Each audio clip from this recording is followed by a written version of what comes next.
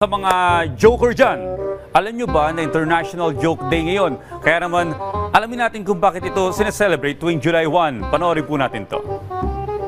Likas sa ating mga Pilipino ang pagiging kuwela at masiyahin sa kahit anumang problema.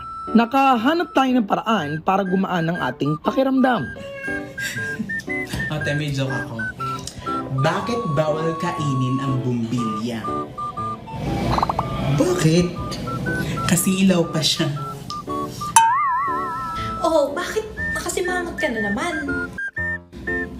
Ay nako, bad trip ako. Absent ka sana ako ngayon kasi may pinapahanap naman. Ha? Eh ano daw sabi? Get well soon!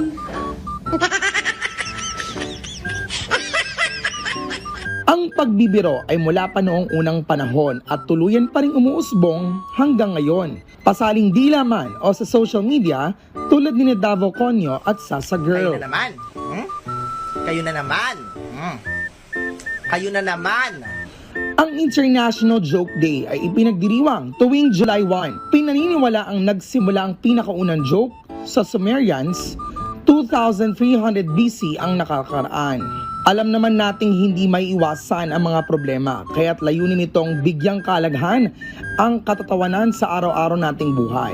Kilala tayo bilang isa sa mga pinakamasayang lahi sa buong mundo. Mapabarangay man o social media, laging may paraan ang mga Pinoy para magpatawa, mapa-internet man o palabas sa telebisyon. Ayon sa mga eksperto, ang pagtawa ay nakatutulong upang mapababa ang ating stress at palakasin ang immune system.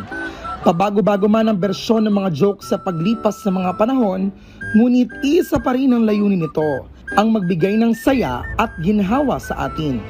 Kaya't huwag kalimutang tumawa ngayong araw. Happy International Jokes Day mga ka-RSP!